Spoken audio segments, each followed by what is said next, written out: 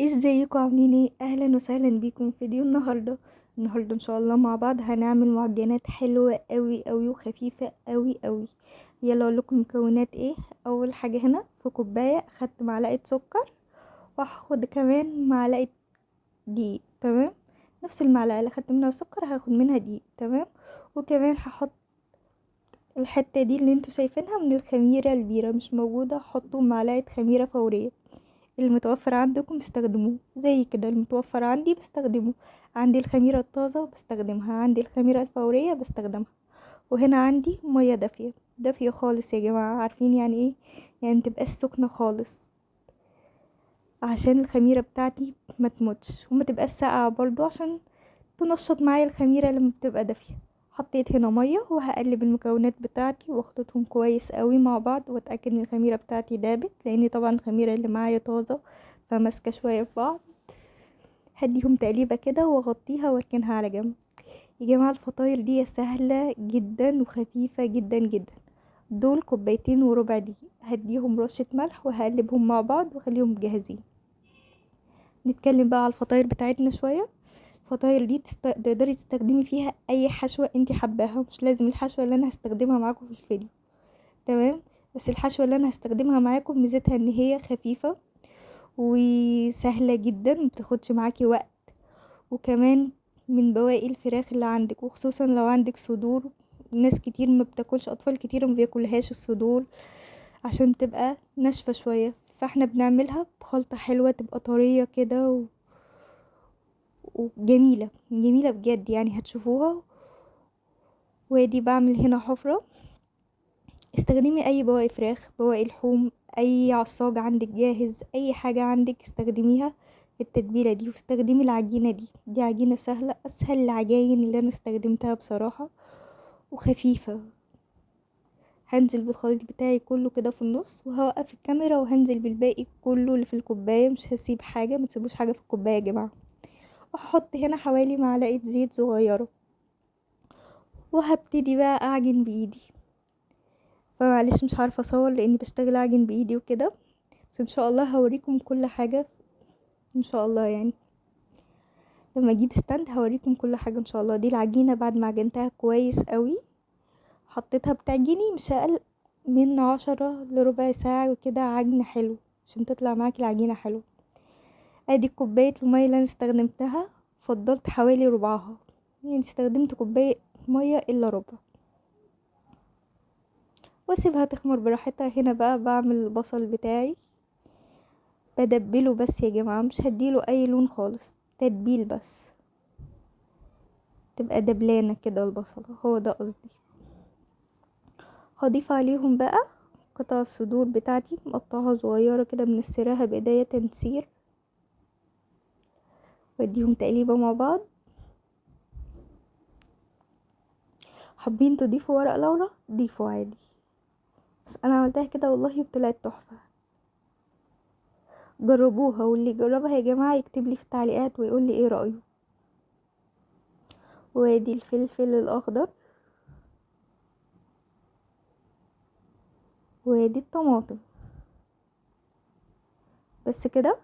وهدي كل ده تقليب على السريع كده، مش هخلي الحاجة تدبل خالص، هو كله تقليب في تقليب، بحيث ان الطماطم تفضل طازة ماسكة نفسها، والخضار والفلفل الاخضر بيقرمش كده، ما يبقاش دبلان خالص. هحط كزبرة وكمون وفلفل اسود، وطبعا ملح ده اساسي. ودي يا جماعة مرقة فورية، حابين تستخدموها استخدموها، مش حابين استبعدوها، وكفاية البهارات اللي انتوا حطيتوها دي هتبقى حلوة. لا حابين تضيفوا بهارات تانية من عندكم ضيفوا بهارات برضو، هتبقى ضيفوا اي بهار انتوا بتحبوه، ان شاء الله هتطلع حلوة معاكم. هنا جوزي حبيبي فتحولي عشان كنت بصور وبقلب وكده، ربنا يبارك لي فيه يا رب. واهو بس العصاج كده جاهز، وطفيت عليه النار وسبته لحد ما يبرد، هو يبرد براحته والعجينة بتاعتي تخمر وبعدين اشتغل. ده شكله بقى بعد ما سبته يبرد وكده. هنا الصينية اللي هقطع عليها حطيت لها معلقة زيت، مش حابة تستخدمي زيت ادي رشة دقيق خفيفة، ولما تيجي تقلي العجينة، عشان عجينتنا القمر دي هنقليها مش هندخلها الفرن، ابقي نفضي الدقيق من عليها كويس. بس بوريكم شكل العجينة بتاعتي، هعملها كور كده. انا خدت حاجتي وطلعت في الصالة عشان بصراحة الجو حر، وبفرد العجينة بالشكل ده. انا برقها خالص يا جماعة، بخليها خفيفة يعني.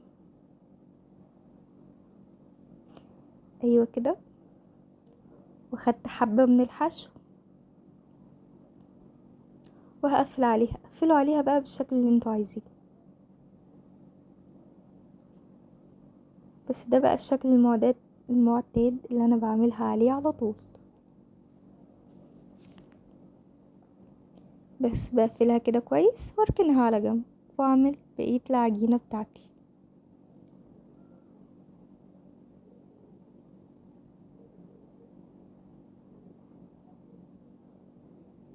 يا جماعة رغم ان هي بتتقلي، بس صدقوني مبتبقاش تقيلة خالص. وادي هنعمل واحدة كمان مع بعض، اخففها خالص كده اهو، وحبة من الحشو. تقريبا دي هعملها مثلثة على ما اتذكر يعني.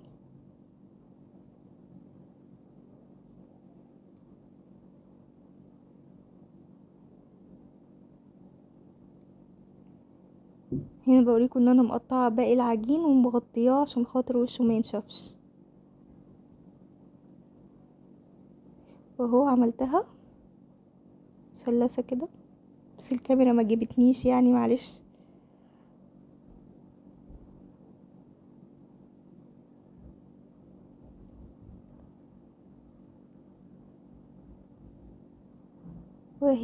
وادي بقى كل الكمية اللي عملناها من كوبايتين وربع. بصوا بسم الله ما شاء الله عملت قد ايه، كمية حلوة بسم الله ما شاء الله. وكمان فضلنا على الصاج. هنا بقى هنقليهم. انا مجهزة الصينية بتاعتي ومجهزة فيها مناديل عشان خاطر اي زيت زيادة ينزل، ومستنية يسخن كويس. على فكرة مش بياخد وقت كتير يعني، خلوا النار متوسطة، مش عالية قوي ومش واطية قوي. واهم حاجة الزيت يكون سخن عشان خاطر العجينة بتاعتي متشربش زيت. وبمجرد ما تحمر هنقلبها الناحية التانية وتحمر، وهطلعها. بساطة وسهولة وكمان طعم حلو.